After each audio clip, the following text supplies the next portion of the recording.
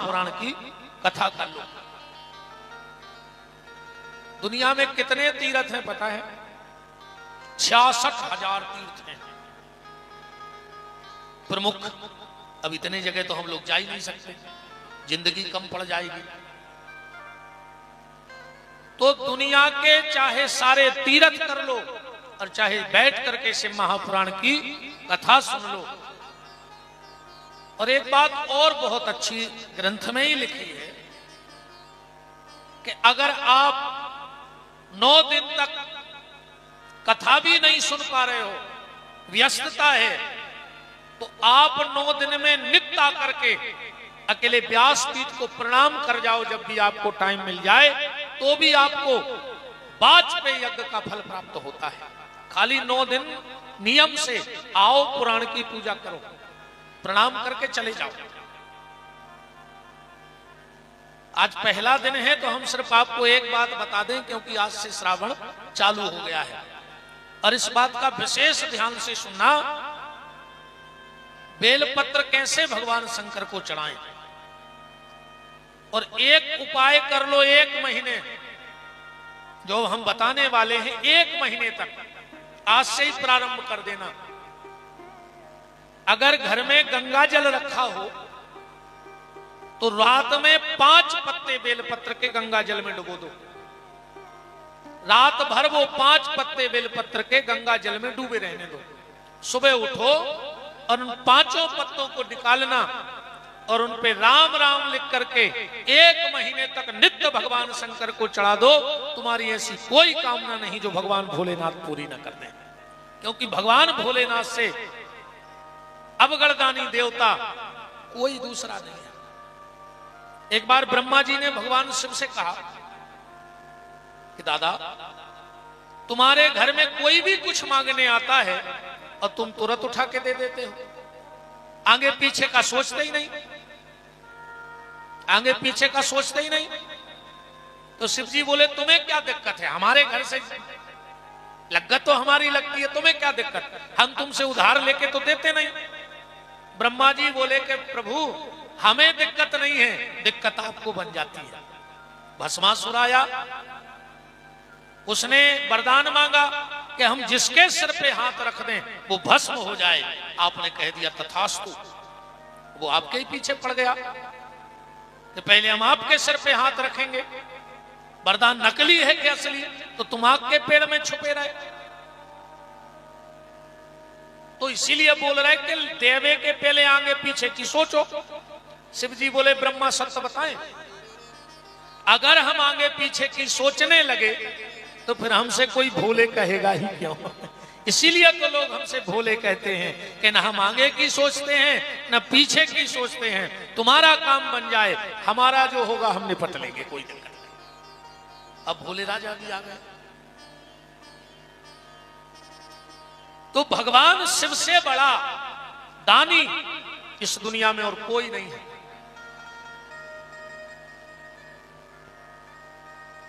एक महीने तक आप सिर्फ गंगा जल में रात भर पत्ता डूबा रहने दो बेलपत्र का, और तीनों पत्तों पर एक एक राम राम, तीनों पत्तों पर, और चढ़ा के देख लो।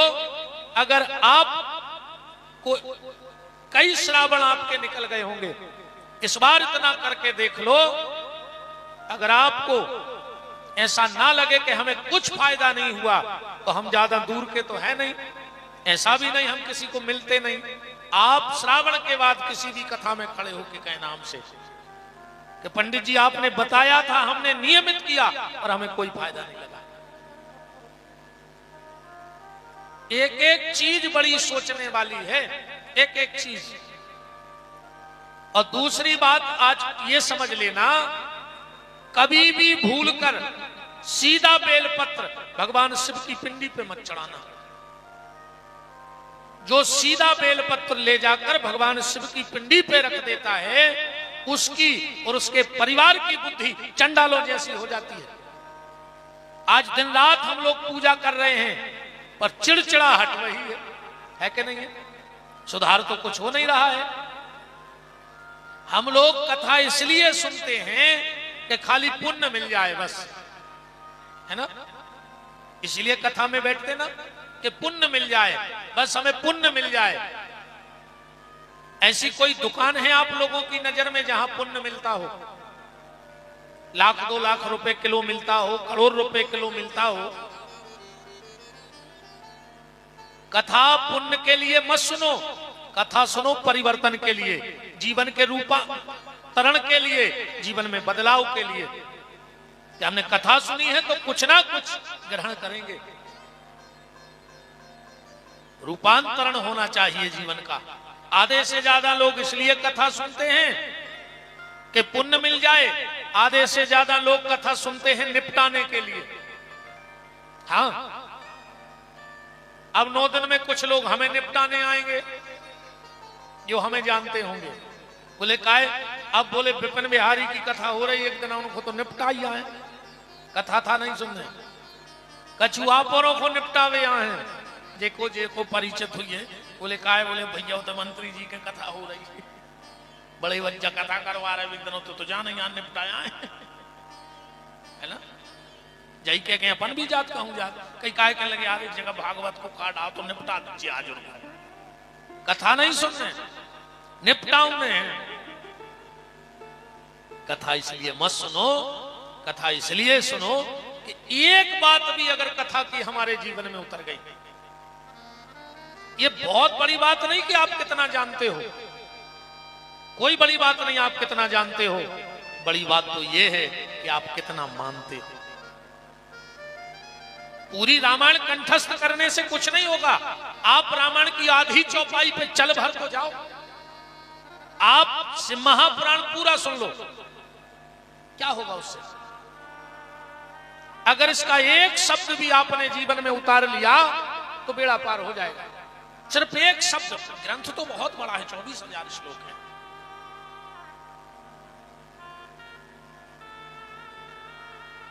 श्रावण चालू है, ये बात बेलपत्र की आज हम इसलिए कर रहे हैं। 5 पत्ते नित्य चढ़ाना भगवान शंकर को, गंगा जल में रात में डुबोना, सुबह निकालना, साफ कपड़े से उनको साफ करना, एक राम एक पत्ते पे लिखना। और चढ़ाना कैसे? सबसे पहला बेलपत्र जहां से जलहरी में जल गिरता है वहां रखना। और इस बार की कथा में हमारे जितने YouTube पे भी भक्त सुन रहे, इस कथा में हम बताएंगे कि जलहरी प्रकट कैसे हुई। और अगर आपको किसी को पता हो तो हमें कल बता देना कैसे प्रकट हुई। नेट को सर्च कर लेना पूरी रात, नेट को भी छुट्टी है, वो बता दे। पूरी रात नेट पे सर्च करियो कि भगवान शंकर की जलहरी कैसे प्रकट है। भाई एक आध कथा हुई तो कल लाए यो निकाल के। इस बार हम आपको इस महापुराण में बताएंगे कि जलहरी प्रकट कैसे हुई आगे आने वाली कथाओं में, दिनों में। तो सबसे पहली बेलपत्र जहां से जलहरी का जल गिरता है वहां रखना। दूसरा बेलपत्र जहां पिंडी और जलहरी इकट्ठे होते हैं वहां रखना। तीसरा बेलपत्र फिर भगवान शिव की पिंडी पे रखना। चौथा बेलपत्र नादिया को चढ़ाना। क्यों? विशेष भी ये है नादिया भगवान शंकर का। आप लोगों ने देखा होगा अक्सर करके शिव जी बैठते हैं मंदिर में और नादिया बैठता है बाहर। अक्सर करके 99% शिव मंदिरों में चले जाओ, शिव जी मिलेंगे भीतर, नादिया बाहर। एक बार पार्वती जी ने कहा कि दादा प्रभु आप तो मंदिर में बैठ जाते हो और नादिया को बाहर क्यों बिठाया? भगवान शंकर बोले देवी जब व्यक्ति मेरे मंदिर में आता है तो बड़ा नकली बन के आता है, बहुत नकली बन के जाता है मंदिर में आदमी। वो ये नहीं जानता कि हम भगवान को ठग नहीं पाएंगे, पर फिर भी बोलो अच्छा। हम मंदिर की जब सीढ़ी चढ़ते हैं कितने अच्छे हो जाते हैं, ऐसा लगता है कि 100 गलतियां की नहीं जीवन में कुछ। अब मंदिर के बाहर आए तो जैसे थे वैसे ही हो गए। तो क्या भगवान ठग लिया तुमने भगवान को? भगवान तुम्हारे अंतर्मन की नहीं जानता कि तुम वास्तव में हो क्या। भगवान को सबसे ज्यादा अगर किसी से दिक्कत है तो छली और कपटी से।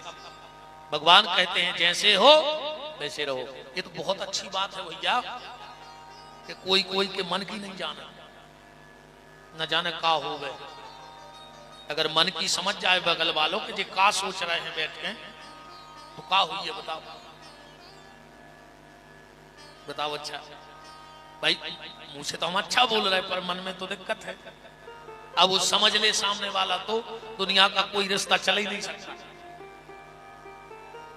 ये 3-4 काम भगवान ने बड़े सोच के किए हैं। पहला, अन्न में घुन लगा दिया।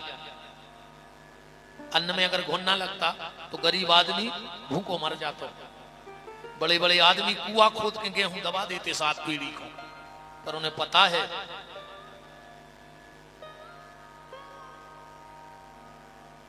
उनको पता है कि 2-3 साल में उनमें कीड़ा लग जाए, खराब हो जाए, भूसा बन जाए, इसे भी बेच लेते, गड़ा के रख देते सोने जैसो। दूसरा काम ईश्वर ने अच्छा किया कि मरने के बाद मुर्दे में बदबू भर दी।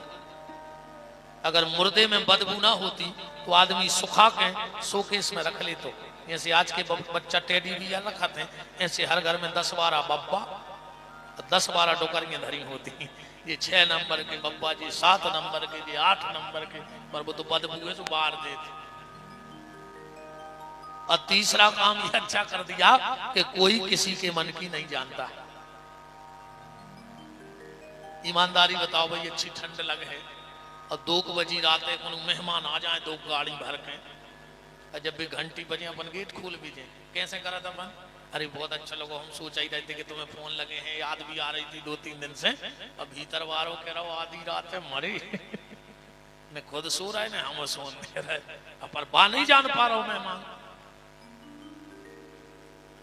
बात सिर्फ ये है प्यारे कि भगवान को छली कपटी पसंद नहीं है। तो पार्वती जी ने पूछा, भोलेनाथ आप बाहर भीतर बैठे हो और नादिया को बाहर बिठाया। भगवान शंकर बोले, देवी आदमी जब गर्भगृह में भीतर जाता है तो नकली बन के आता है, पर जैसे ही बाहर आया वो असली रूप में आ जाता है। फिर शाम को हम नादिया से पूछते हैं, बताओ कौन कैसा था? वो तो बहुत अच्छा था भीतर। तो नादिया कहते हैं, भोलेनाथ वो 1 नंबर को कपटी है तो वो भीतर बनाइएगा, तो बाहर हमसे पूछोगी। मंदिर के बाहर की हालत तो विशेष पिए। एक बात और है, कई बार आप लोगों ने भी देखा होगा, हर आदमी नादिया के कान में कछु बोलत है, हर आदमी की आदत है, पर आज तक पता नहीं कि बोलना क्या है। और जिस दिन तुम्हें यह पता लग जाएगा कि नादिया के कान में बोलना क्या है, 24 घंटे नहीं लगेंगे। मैं इस व्यास गद्दी से आपको विश्वास दिलाता हूं, आपका काम हो जाएगा। 24 घंटे नहीं लगेंगे, बस तुम्हें यह पता लग जाए कि नादिया के कान में बोलना क्या है, कि तुम्हारा संदेश भोलेनाथ तक पहुंच जाए। 5 लोगों की आवाज भगवान बहुत जल्दी सुनते हैं, इनकी बात टल नहीं सकती। सती की सबसे पहले पतिव्रता नारी की आवाज भगवान तक जाती है, चाहे वो किसी को आशीर्वाद दे दे और चाहे किसी से रुष्ट हो जाए तो दंड भी उसे बराबर मिलेगा, और अगर आशीर्वाद दे दे तो कृपा भी बराबर मिलेगी। पतिव्रता नारी की आवाज भगवान तक बहुत जल्दी पहुंचती है। सती की मतलब पतिव्रता, शंख की, गैया की, साधु की और भगवान पे पूर्ण समर्पित की, इन 5 की आवाज भगवान बहुत जल्दी सुन लेते हैं। तो चौथा बेलपत्र कहां चढ़ाना है? नादिया को। और 5वां बेलपत्र त्रिशूल पे चढ़ाना है। आप सिर्फ श्रावण के महीने में इतना करके देख लो, आपको भोलेनाथ की कृपा का पता लग जाएगा। आज सिर्फ एक श्लोक पढ़ करके पुराण को प्रारंभ करते हैं। पहला श्लोक है शिव महापुराण का, हे हे सूत महाप्राज्ञ सर्व सिद्धांत वित प्रभु आख्या ही में कथा सार पुराणा नाम विंसता। सनकादिक ऋषि शौनक ऋषि सूत जी से पूछ रहे हैं कि भगवान अब मुझे पुराणों का सार सुनाओ। सूत जी कहते सबका सार भगवान शिव, उस शिव जैसा देवता कोई नहीं। आज के लिए सिर्फ ये 4 सूत्र जीवन के शिव के प्रति। एक राजा की सवारी चली जा रही थी, अचानक से सवारी रुक गई। जाम लगा होगा तो राजा रथ में बैठे थे। राजा ने बगल में देखा कि एक 8-10 साल का बालक मिट्टी की मूर्ति बना रहा है। अब मूर्ति बनाकर उसके कान में कुछ कहता है और उसको मिट्टी में मिला देता है। उसने ऐसा 8-10 बार किया तो राजा को बार बार ध्यान वहां गया कि इतना सा बालक इतनी मेहनत से मूर्ति बना रहा है और कान के यहां जाता है, मुंह लगाता, फेंक के मिट्टी में मिला देता है। तो राजा के अंदर बड़ी जिज्ञासा जगी कि ये बालक क्या कर रहा है।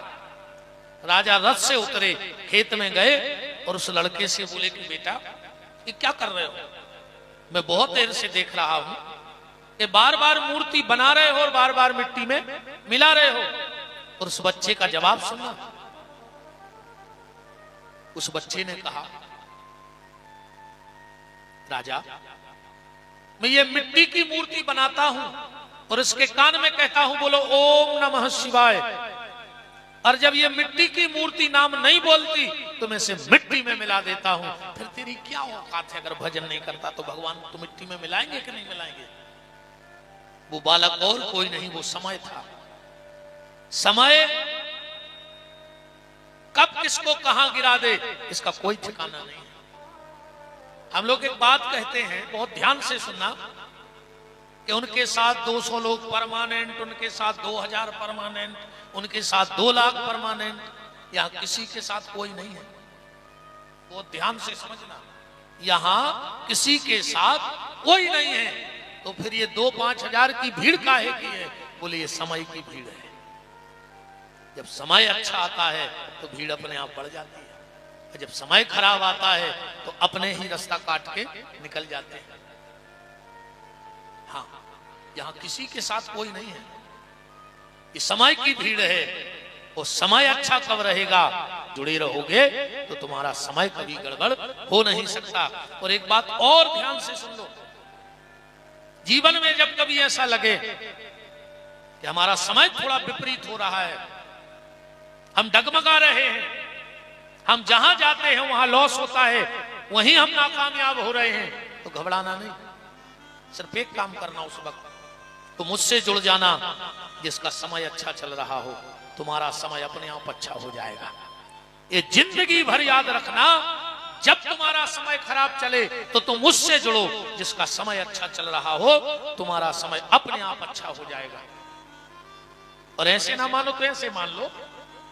आजकल तो प्रचार प्रसार के बहुत सारे साधन चल गए, ink media, print media, social media, अब दुनिया की चल गई। पहले प्रचार प्रसार का सिर्फ एक माध्यम था बड़े भैया, सिर्फ रेडियो। जब रामायण आती थी तब गिनी चुनी टीवी होती और 2-4 गांव में एक टीवी हुए। ये तो अवई 10-20 साल को आए जो सब तमाशो। हमने वो समय देखा है। रेडियो माध्यम होता था प्रचार का। गांव में कोई कोई 1-2 व्यक्ति इतने शौकिया होते थे रेडियो के कि वो दिन भर रेडियो बजाते, समाचार सुनने, बिल्कुल धरो ये बज रहा हो, सेल बारो। अब उनको तो शौक था, पर गांव के कुछ लोग उनके घर सुबह सुबह गए, बोले दाऊ समाचार कब तक आ रहे हैं? बोले तुम्हें कहा लेने देने समाचारों से? बोले हमें कुछ नहीं लेने देने। बोले फिर काय पूछ रहे? बोले हम एक पूछ रहे हैं कि हमारी घड़ी चल रही है गड़बड़, तो हमें तुम्हारे रेडियो से तन्ना घड़ी मिलाने हैं बस। केहू आदमी अकेली घड़ी मिलावे जाते रेडियो से। क्यों? क्योंकि उनका समय गड़बड़ चल रहा था और रेडियो का समय सही चल। और जो रेडियो से घड़ी मिली तो इनकी भी ठीक चलन लगी कि नहीं चलन लगी? होता था ऐसे कि नहीं होता था? अभी रेडियो है बड़े भज्जा, अब समय बिल्कुल ठीक चल रहा हो, हर तरफ से नहीं चल रहा, हर तरफ से, चाहे धन से हो चाहे धर्म से हो। शिव महापुराण की कथा हो रही, अच्छा बताओ समय खराब हो तो कथा हो जाती।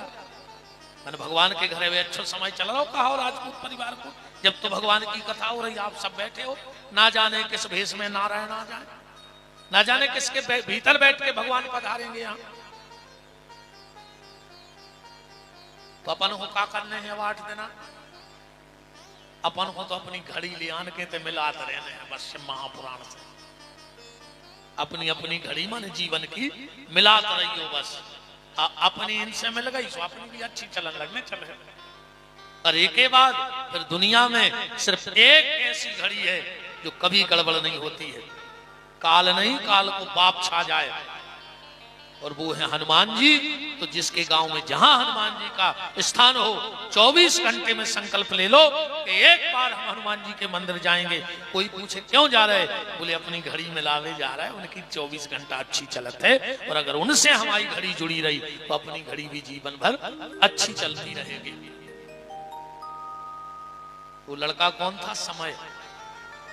राजा ने कहा छोटा सा बच्चा है और बड़ा दिमागदार है, जब 8 साल में इसकी बुद्धि ऐसी है तो ये 28-30 का होगा तो बड़ा अच्छा विचारक बनेगा। तो बोले बेटा तुम हमारे राज्य में चलो, हम राजा हैं, हम तुम्हें मंत्री बना लेंगे अपना, बड़े हो जाओगे तो। उसने कहा बिल्कुल चलेंगे, पर हमारी 4 शर्तें हैं। अगर वो मान लोगे तो हम तुम्हारे साथ हैं। राजा ने कहा बताओ। राजा ने सोचा इतना सा बच्चा हमसे क्या शर्त रखेगा। बच्चा बोला राजा पहली शर्त, हम भोजन करेंगे तुम भूखे रहोगे। दूसरी शर्त, हम सोएंगे तुम जगोगे। तीसरी शर्त, हम कपड़ा पहनेंगे तुम्हें बगैर कपड़े के रहना पड़ेगा। चौथी शर्त, हम पे कोई भी कष्ट आएगा हम तुम्हें बताएंगे नहीं और तुम्हें हमारी मदद को आना पड़ेगा। राजा ने कहा पागल हो, ये कोई शर्त है कि तुम भोजन करो हम ना करें, तुम सो जाओ हम ना सोएं, तुम जागो तुम कपड़ा पहनो हम नग्न घूमें, और हमें क्या पता तुम्हारे जीवन में कब कष्ट आया। तो उस लड़के ने कहा राजा हम जिसके सहारे बैठे हैं वो ईश्वर मेरे लिए ये 4 काम कर रहा है, इसलिए तुम हमारी चिंता करने की फिक्र बिल्कुल मत करो। वो मेरे लिए 4 काम करता है ईश्वर। बोले कैसे? बोले वो खुद भूखा रहता है पर हमारे भोजन की व्यवस्था करता है। दुनिया में हर व्यक्ति उठता तो भूखा है पर सोता कोई भूखा नहीं है। कहीं ना कहीं से ईश्वर उसकी व्यवस्था कर देता है। एक चोर गया मंदिर में, रात के 12 बजे थे, पुजारी को जगाया, पुजारी उठो। पुजारी उठा, क्या बात है? बोले 2 दिन हो गए कुछ नहीं खाया, बहुत तेज भूख लगी है, भोजन की व्यवस्था है? पुजारी बोले हाँ, मंदिर में तो भंडारा अखंड चलता है। तो बोले 2 रोटी? बोले नहीं, एक नियम है मंदिर का। क्या? 1 माला करो और भरपेट भोजन करो। अब चोर बोला हम चक्कू छुरा वाले आदमी, कहाँ माला हमारे पास? बोले वाह दीवाल पे टंगी है, निकालो माला करो भोजन करो जाओ। चोर ने कहा तुम्हें रोटी देना हो दो, नहीं देना हो मत दो, हमसे भजन नहीं होगा। चोर ने माला नहीं की और पुजारी ने भोजन नहीं दिया। चोर तो चला गया और जैसे ही पुजारी जी सोए भगवान सपने में प्रकट हो गए। है पुजारी उठ, तूने उसको भोजन क्यों नहीं दिया? पुजारी बोले सरकार उसने भजन नहीं किया तो हमने भोजन नहीं दिया। भगवान बोले पुजारी तेरे मंदिर में एक दिन उसने भजन नहीं किया तो तूने उसको भोजन नहीं दिया। वो मेरे संसार में 40 साल से रह रहा है, उसने एक भी दिन मेरा भजन नहीं किया, फिर भी मैं उसके भोजन की व्यवस्था रोज बना देता हूँ, किसी भी प्रकार से बना देता हूँ, पर मैं उसके भोजन की व्यवस्था कर रहा हूँ। वो स्वयं भूखा सो जाए पर तुम्हें भूखा नहीं सोने देगा। भगवान भोलेनाथ विश्वनाथ है। दूसरी शर्त थी तुम जगोगे हम सोएंगे। उस भक्त ने कहा भोले राजा डाल पर एक पक्षी निर्विघ्नता से रात्रि में सो जाता है, उसे कौन बचाता है? वो तो सो गया। मतलब ईश्वर जाग रहा है, निरंतर ईश्वर जाग करके रक्षा कर रहा है। तीसरी बात, शर्त क्या थी कि हम कपड़ा पहनेंगे तुम नग्न रहोगे। भगवान हम सबके कपड़ों की व्यवस्था कर रहे कि नहीं कर रहे? वो स्वयं नग्न है, भोलेनाथ दिगंबर है। एक बात और आज की कथा में सुन लो, अक्सर करके ये मंत्र लगभग सब बोलते हैं जितने भी लोग हैं। मंदार माला कुलताल कायै कपाल मालाम चित शेखरायो दिव्यंबरायै च दिगंबरायो नमः शिवायै च नमः शिवायो।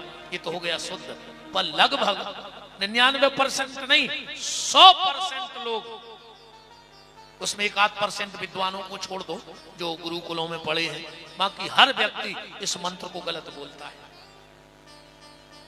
शुद्ध उच्चारण है दिव्यंबरायै च दिगंबरायो, और आदमी जल्दी जल्दी में बोलत है दिगंबरायै च दिगंबरायो, दोनों बार दिगंबर दिगंबर कहता है।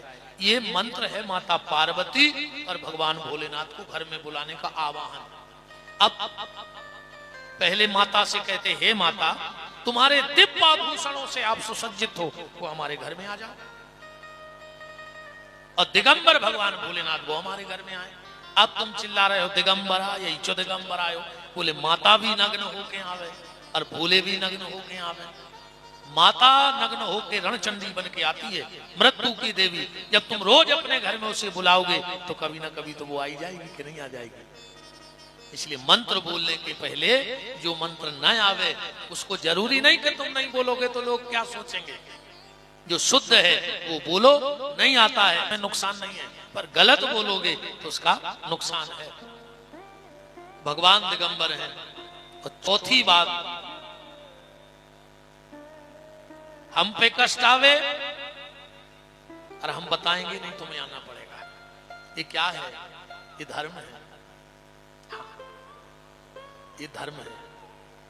विषम और कठिन परिस्थितियों में सिर्फ तुम्हारा धर्म तुम्हें बचाता है, न परिवार बचा सकता है। पहुंच पकड़ काम आती है, आपके द्वारा किया हुआ धर्म ही आपके काम आता है। उसका बिल्कुल सीधा उदाहरण देख लो आप तो। द्रौपदी का चीर खिंचा, धनुर्धारी अर्जुन, गदाधारी भीम, विदुषण, नकुल, सहदेव, धृतराष्ट्र, भीष्म पितामह, कृपाचार्य, द्रोणाचार्य, एक से एक महारथी बैठे रहे। पर जब द्रौपदी की साड़ी खिंची तो किसी ने साथ दिया? सब तमाशा तो देखते रहे चारों तरफ बैठ के, पर साथ किसी ने नहीं दिया। जब द्रौपदी की साड़ी खिंची तो कौन काम में आया? बाके बिहारी काम में आए कि नहीं आए? अब द्रौपदी से ज्यादा तो हमारा पावर होगा नहीं, इतना बड़ा परिवार हमारा तो होगा नहीं, यहां साक्षात धर्म बैठा था। आखिरी में बाके बिहारी काम में आए कि नहीं आए? बस यही बात दिमाग में बिठाना कि जब द्रौपदी की साड़ी खिंची तो बाके बिहारी, जब हमारी आपकी नाड़ी खिंचेगी तब भी बाके बिहारी ही काम आएंगे। पूरा परिवार सिर्फ चारों तरफ से तमाशा देखेगा, पर काम कोई नहीं आएगा। धर्म पता है कैसे काम में आता है? मोबाइल। मोबाइल आजकल तो मोबाइल ऐसी समस्या बन गया है, ऐसी समस्या, हर आदमी पागल है मोबाइल में। अभी क्या हुआ कि पति देव भोजन कर रहे थे, मोबाइल चला जा रहे थे और भोजन करत जा रहे थे, तो पत्नी को डांटने लगे, अरे तुम्हारा मन नहीं लगता घर में, तुम्हारा दिमाग ठीक नहीं है, 24 घंटे मोबाइल चलाती हो, जब देखो जब मोबाइल, खुद मोबाइल चला रहे, रोटी खा रहे और पत्नी को डांट रहे। पत्नी बोली क्या हो गया? बोले यार तुमने फिर सब्जी में नमक नहीं डाला। पत्नी बोली तो सब्जी में कोर लगाओ, गिलास में डुबो डुबो खाई का रहे। ये हालत है आज की, पागल है आदमी मोबाइल के लिए, हैं? बताओ, 24 घंटे मोबाइल। अब पति पत्नी तो भगवान ही मालक है आज के समय में, नहीं है? शुरू में जब शादी होती है तो 6 महीने तक पति बोलता है और पत्नी सुनती है, 6 महीने बाद पत्नी बोलती है और पति सुनता है, और 1 साल बाद दोनों बोलते हैं और पूरा मोहल्ला सुनता है। हाँ, अरे भैया क्या कहें, आजकल तो एक नया शब्द चल गया है, जानू। घर वाले से क्या कहती हैं? जानू। वो कि एक ना मानू, अब फिर भी जानू। अरे अगर जानू है तो कि मानू ना, काहे के जानू? बताओ। बात सिर्फ ये चल रही थी कि धर्म कैसे साथ देता है। मोबाइल आप लोग जानते हैं, हम लोग मोबाइल में अलार्म लगाते हैं, लगाते कि नहीं लगाते? पर जिस वक्त अलार्म लगाते हैं उस वक्त अलार्म बजता नहीं है। पर जिस वक्त का लगा है आप भले भूल जाओ लगा के, पर एक सेकंड यहां वहां नहीं होगा और अलार्म बजने लगेगा। जिस वक्त लगाया है उस वक्त नहीं बजता, पर जिस वक्त का लगाया है उस वक्त बजेगा। तुम भले भूल जाओ। तो ये कथा, धर्म, कर्म, दान, पुण्य, तीर्थ, बड़ों की सेवा, माँ बाप की आज्ञा, ये क्या है? ये तुम मन का अलार्म लगा रहे हो। तुरंत तो नहीं दिखेगा। तुमने आज 1 घंटे कथा सुनी, इसका फल तुम्हें तुरंत नहीं मिलेगा, पर आज अलार्म मन का सेट हो गया है, एक ना एक दिन बजेगा जरूर। कई बार हम लोग कहते, अरे भैया आज तो हमारा बेटा दूसरी छत से नीचे गिरा, ना जाने हमने क्या सत्कर्म किए थे कि आज वो बच गया। मतलब कभी तो किए थे, तब तो बच गया ना, वहां से गिरता तो मर नहीं जाता। कई बार हम लोग कहते, आज तो भैया 2 मिनट और बैठी रहो माता जी हरो, जाने तो सवाई को है, बैठ जाओ, जाने तो सवाई को, हमें भी जाने तुम्हारे भी जाने, पर कोनो समय के पेल चलो जाए तो अच्छो नहीं लगा। ठीक, 5 मिनट और बैठे रहो, जाने तो सवाई को है, इतने रोकने को नहीं है। फिर वह चर्चा सी होत के आराम समय ने हतोर भी चले गए, अपन हुई ऐसी चर्चा नहीं हो पाए अपनी। 5 मिनट और हम इस बात को भर पूरा कर दें। कई बार हम लोग कहते, आप तो भैया बिल्कुल ट्रक के सामने आ गए, बाल बराबर बच गए, न चटनी बट जाती, का पता नहीं कौन धर्म आड़े आ गए। मतलब कभी ना कभी किया होगा तब तो आया, और ना किया होता तो कहां से आ जाता। अगर भगवान से जुड़े रहोगे तो फिर ईमानदारी जा है। अगर हम भजन से दूर जा रहे तो फिर आदमी की औकात बस इतनी है। ये बात से आज की कथा को विराम। ध्यान से सुनना कि आदमी की औकात क्या है आज की। एक माचिस की तिल्ली, एक माचिस की तिल्ली, एक लोटा घी।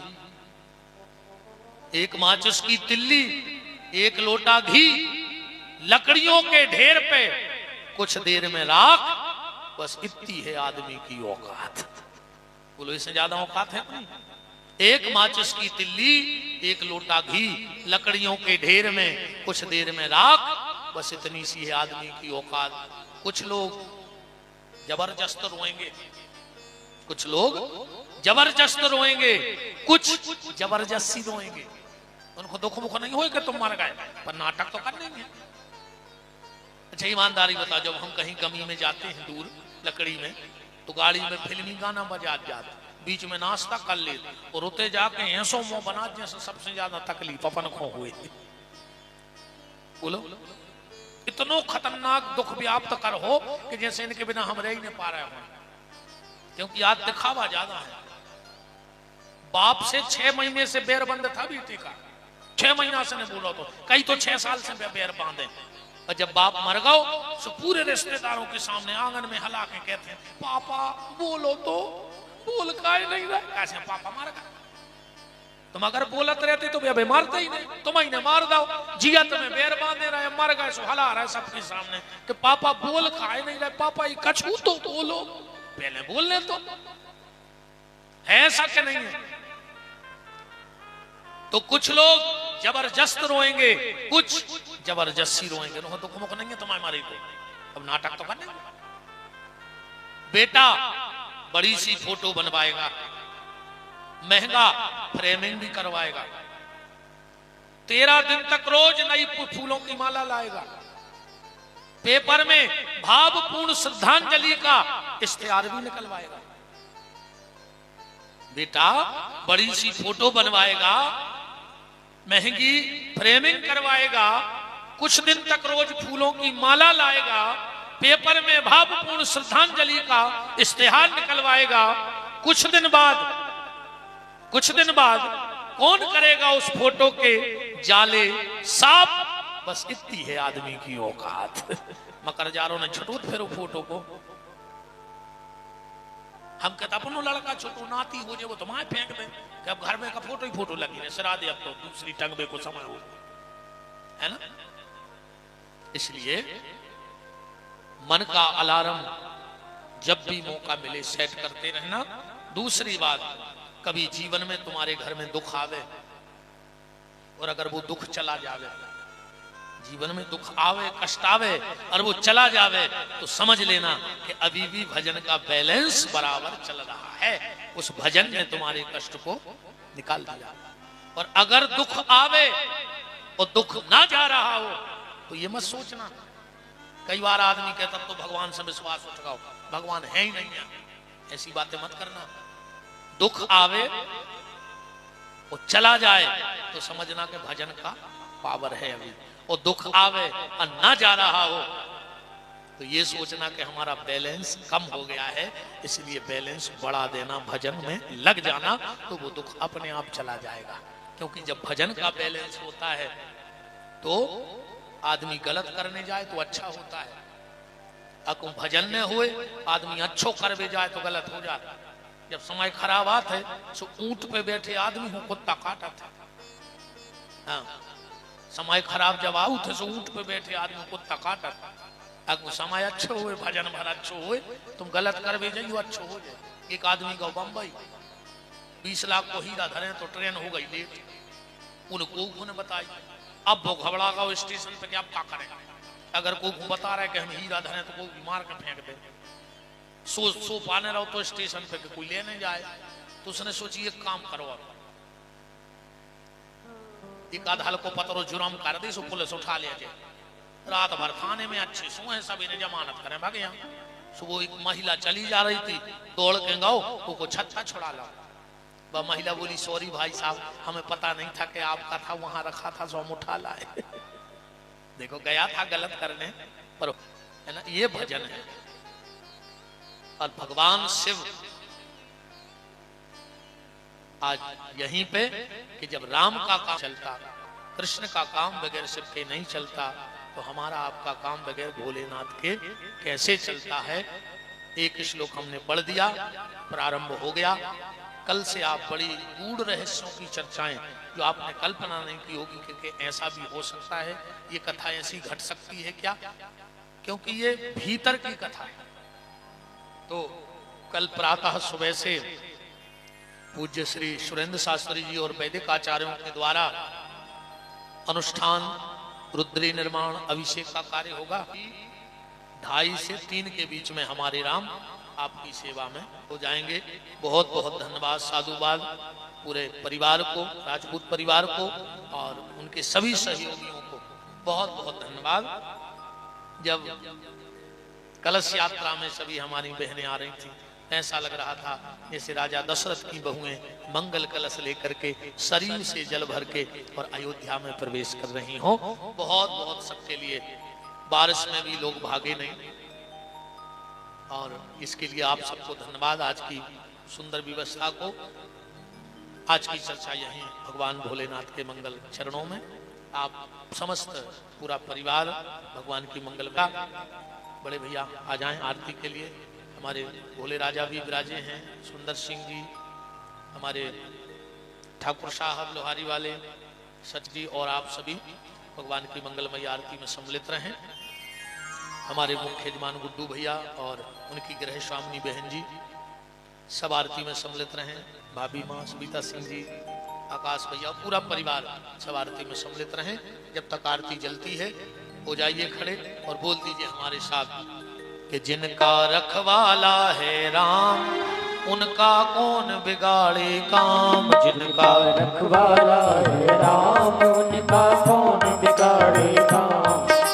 कृपा करे जब श्याम सलोना, माटी भी बन जाए सोना। कृपा करे जब श्याम सलोना, माटी भी बन जाए सोना। निर्बल बलशाली बन जावे, दुख दारिद्र निकट नहीं आवे। निर्बल बलशाली बन जावे, दुख दारिद्र निकट नहीं आवे। मेरे प्रभु की लंबी भुजाएं सदा बचाएं। मेरे प्रभु के लंबी भुजाएं अपने दास को सदा बचाएं।